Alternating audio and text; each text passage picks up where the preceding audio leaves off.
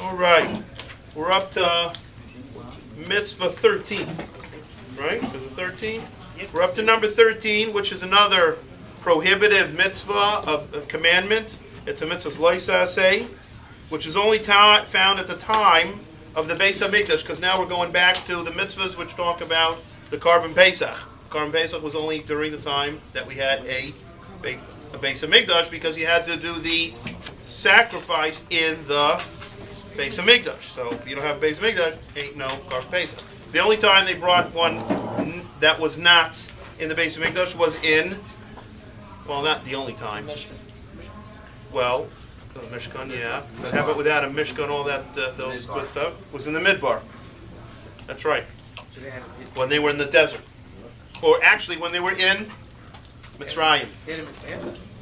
The next year, they had already Mizbeach. They had a Mishkan. Now,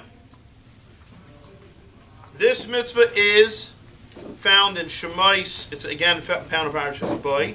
It's in Shemais Yud Beis Pasuk Mem Gimel. And the mitzvah says, Kol ben nechor lo yochel boy. No stranger shall eat from it. You cannot give it to a... Of course, it doesn't mean a goy. It does not mean it. It means no, we're going to get up to that one too. But that's an orel.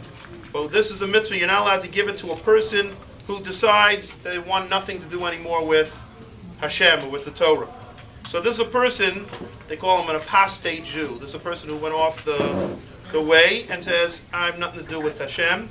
You're not allowed to give to him to eat from the Korban Pesach. Now this includes, of course, also Goyim and people who went off the way. Whoever gives this to one of these people does not, gives them from the Korban Pesach, does not get malchus, does not get lashes. Why? Because you didn't do anything. That guy did. So it's no personal action. Now, what was the purpose? The Korban Pesach was intended to draw Jews away from idol worship. Therefore, you're not supposed to give a person who denies the Jewish faith a part in this or share in this offering. Now, there's an interesting story that's brought down in the Gemara Psachim, beginning of the Talmud Psachim. It says that there was a guy, a non-Gentile who disguised himself as a Jew, came to Yerushalayim every Pesach to eat from the Korban Pesach. Once he came to before Rabbi Dr. and said, it says in the Torah, you're not allowed to give, no stranger, even a non-Jew is allowed to eat from the Korban Pesach. And it also brings down someone who's not a circumcised person is not allowed to eat from the Korban Pesach. I get the very best.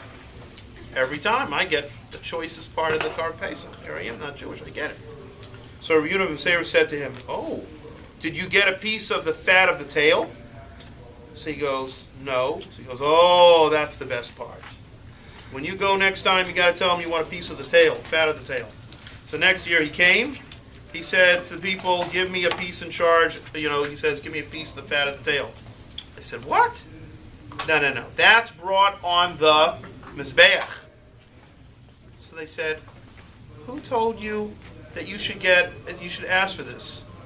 So he said, Rabbi Yehuda ben Beseira told me so. He said I should ask. That's a little bit strange. Of course, they did a little bit. Here's this guy dressed up like a nice Jewish guy, nice Jewish boy. Probably had like a chai necklace around his neck, right? Maybe a little mezuzah too. So they decided they got to investigate in this guy, and they found that he was not Jewish. And that was it. That was the end of him. So afterwards, they sent a message to Rabbi Yehuda ben Beseira saying, he said, blessed is you, or peace unto you, Rabbi Yehuda ben Beseira, who resides far away from Jerusalem, yet is able to cast your net all the way in Jerusalem. Why? Because that means that you're able to have a far reach.